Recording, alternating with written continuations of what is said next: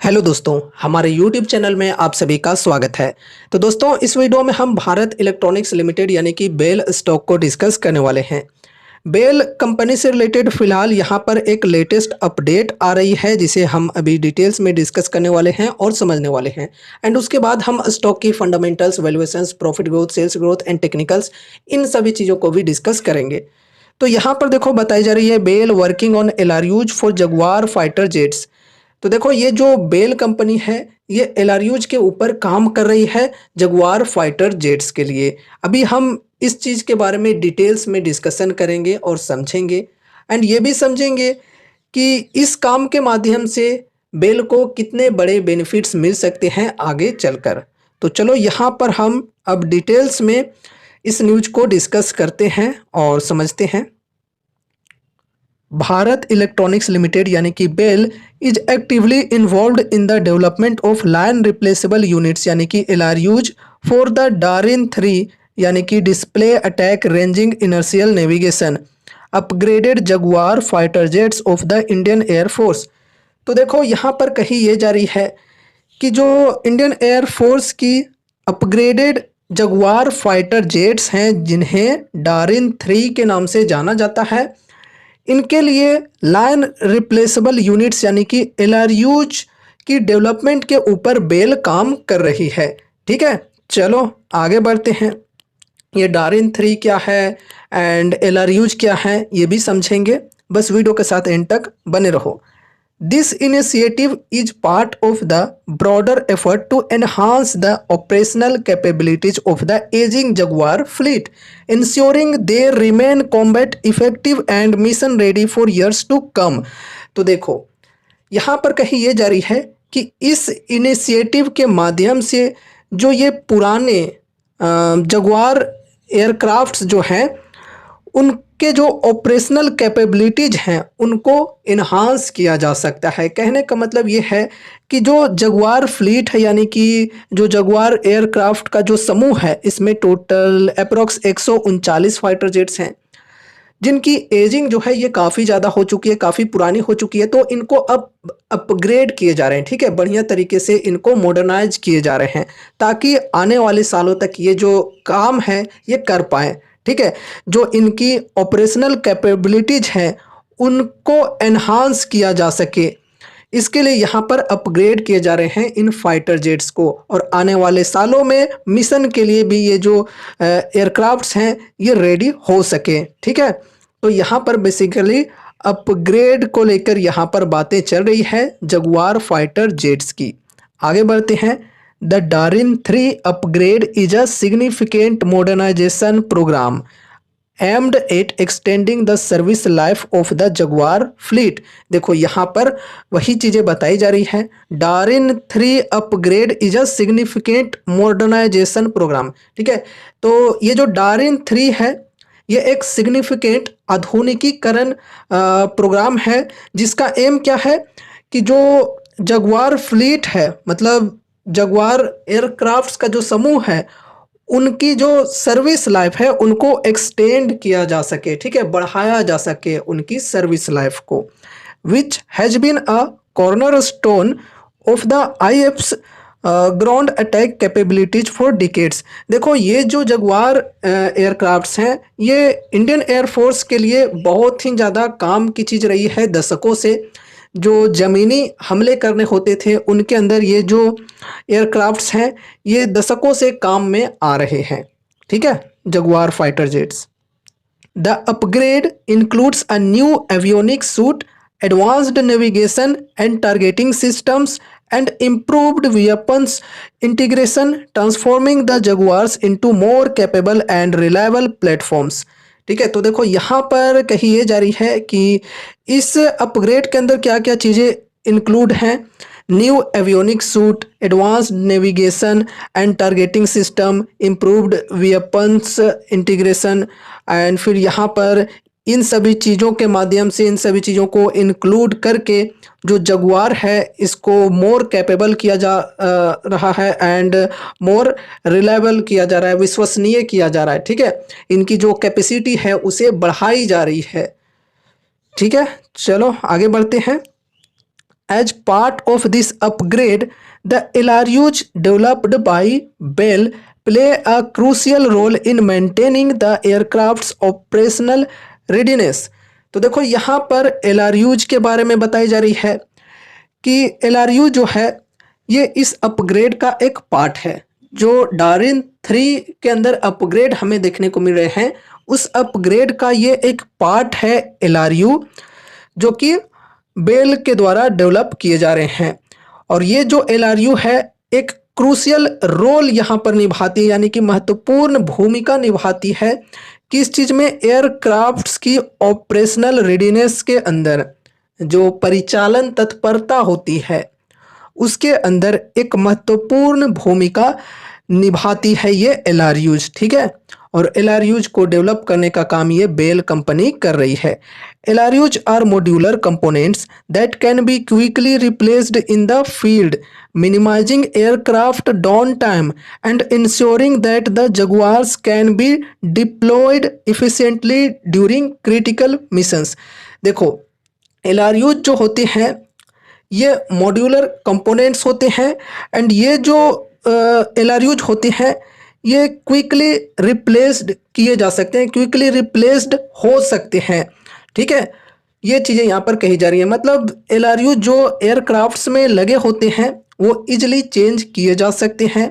And इसके माध्यम से होता क्या है, क्या फ़ायदे मिलते हैं कि जो एयरक्राफ्ट की डाउन टाइम होती है वो मिनिमाइज हो जाती है।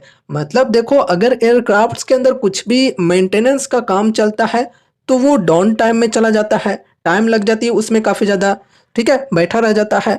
तो LRUs की अगर हम बात करें तो LRUs एक ऐसा कंपोनेंट है जिसे यहाँ पर क्विकली रिप्लेस किया जा सकता है, चेंज किया जा सकता है, जिसमें यहाँ पर एयरक्राफ्ट्स को ज़्यादा वक्त तक बैठा नहीं रहना पड़ेगा मेंटेनेंस के अंदर। वो चीज़ें यहाँ पर कहने का मतलब है, सिंपल से समझो। ठीक है, तो एयरक्राफ्ट का जो डाउन टाइम है वो मिनिमाइज यहाँ पर होता है LRUs के माध्यम से। ठीक है, and ensuring that the Jaguars can be deployed efficiently during critical missions। तो देखो दोस्तों अभी हमने क्या समझा कि LRUs ऐसे कंपोनेंट्स होते हैं जिन्हें क्विकली रिप्लेस किया जा सकता है, एंड इसके वजह से एयरक्राफ्ट की जो डाउन टाइम होती है वो मिनिमाइज हो जाती है।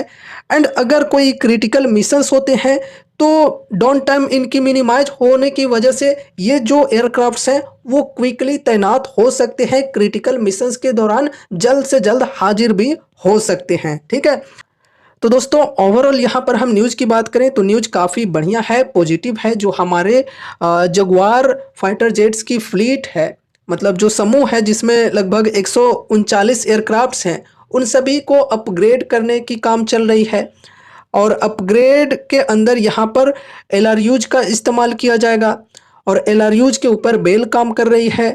तो इस हिसाब से देखें तो बेल को काफ़ी बेहतरीन काम आगे चलकर भी मिल सकते हैं, क्योंकि पूरे बेड़े को अपग्रेड करना है। ठीक है, पूरे फ्लीट को अपग्रेड करना है, सभी एयरक्राफ्ट्स को अपग्रेड करना है, तो काफ़ी बेहतरीन काम भविष्य में भी मिल सकते हैं बेल को। ठीक है, बाकी तो देखो डिफेंस सेक्टर के अंदर और भी काफ़ी सारे ऑर्डर्स मिले हुए हैं ऑलरेडी बेल को, काफ़ी अच्छी बात है।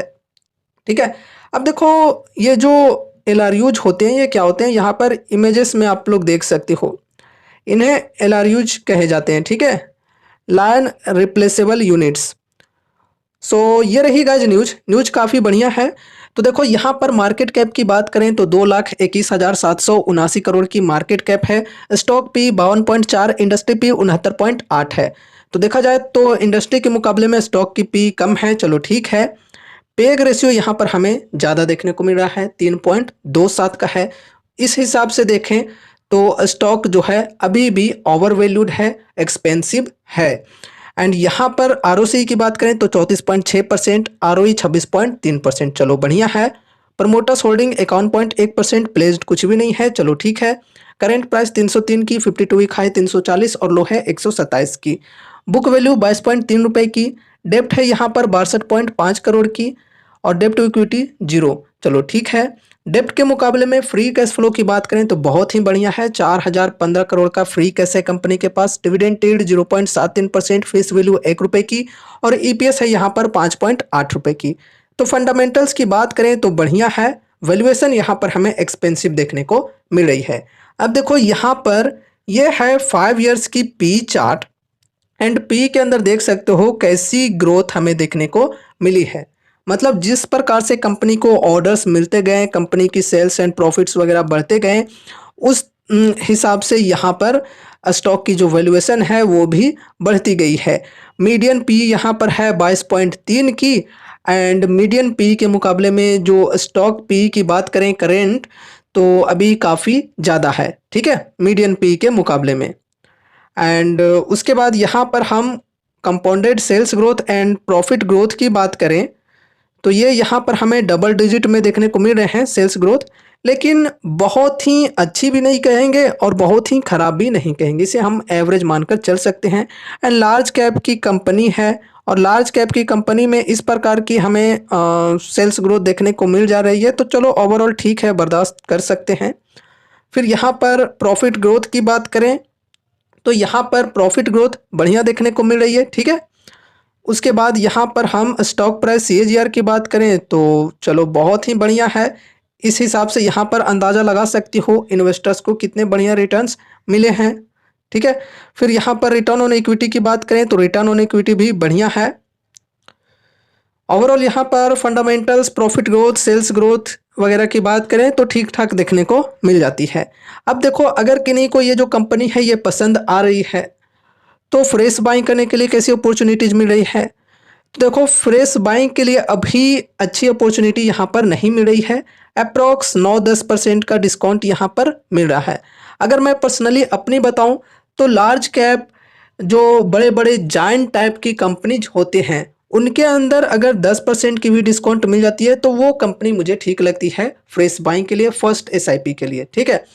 अगर हम लार्ज कैप के अंदर ही इतने मार्केट कैप वाली कंपनी की बात करें, जैसे अभी हमने देखा कि 2-2.25 लाख करोड़ के अप्रोक्स मार्केट कैप है, तो यहाँ पर कम से कम 15% की डिस्काउंट मैं खोजूंगा एंड उसके बाद ही यहाँ पर मैं फ्रेश बाइंग करूंगा, फर्स्ट एसआईपी करके चलूंगा। अभी उस प्रकार की यहाँ पर डिस्काउंट नहीं मिल रही है।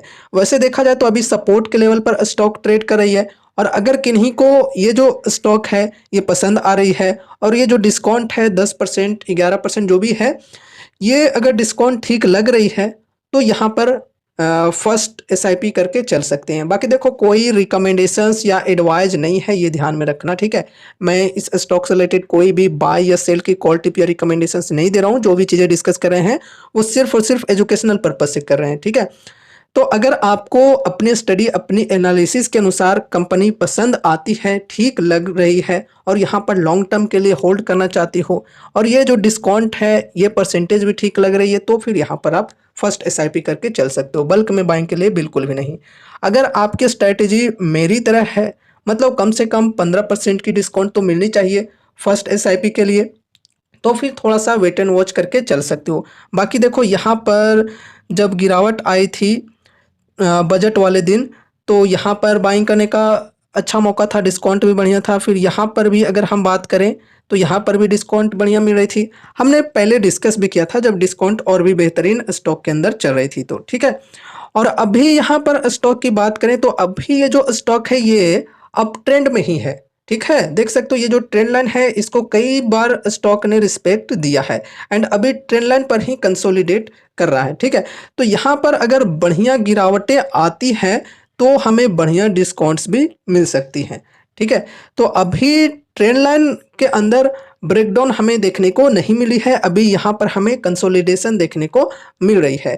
एंड यहाँ पर अगर हम सपोर्ट एंड रेजिस्टेंस के लेवल को डिस्कस करें तो देखो यहाँ पर फिलहाल ये जो सपोर्ट की लेवल है 303 की, यहाँ पर स्टॉक ट्रेड कर रही है। फिर यहाँ पर सपोर्ट की लेवल है ये, अगर गिरावटें कंटिन्यू रहती है तो फिर ये एज ए सपोर्ट काम कर सकता है 284 का जो है, ठीक है। अगर तेजी आती है स्टॉक के अंदर तो फिर यहाँ पर आप सभी को लगभग ये जो 325 का प्राइस है यहाँ पर ध्यान रखना है, ठीक है। ये रेजिस्टेंस की लेवल है यहाँ पर 325। सो ये सपोर्ट एंड रेजिस्टेंस के लेवल्स को आपको ध्यान में रखकर चलना है, ठीक है। बाकी देखो कंपनी बढ़िया है, फंडामेंटली स्ट्रॉन्ग है। अगर किन्हीं को डिफेंस सेक्टर के अंदर लार्ज कैप कंपनी के साथ चलना है और कंपनी ठीक लग रही है, अगर आपको अपनी स्टडी अपनी एनालिसिस के अनुसार, तो फिर यहाँ पर आप देख सकते हो, ठीक है। अगर इन्वेस्टमेंट करना है तो कर सकते हो। बाकी अगर हम इसके कंपैरिजन में दूसरे डिफेंस स्टॉक की बात करें जो भी लार्ज कैप कंपनी है, जो कि है एचएल, तो एचएल पर्सनली मुझे ज़्यादा बेटर लगती है डिफेंस सेक्टर के अंदर। अगर मुझे लार्ज कैप में इन्वेस्टमेंट करना होगा तो मैं उसको ज़्यादा प्रेफर करूँगा। तो दोस्तों ये रही हमारी आज की वीडियो भारत इलेक्ट्रॉनिक्स स्टॉक के ऊपर। उम्मीद है कि इस वीडियो के माध्यम से आपको कुछ यूजफुल इन्फॉर्मेशंस मिले होंगे। तो वीडियो को लाइक करके चैनल को सब्सक्राइब कर देना और मिलते हैं अगले नए वीडियोज के साथ। तब तक के लिए बाय बाय।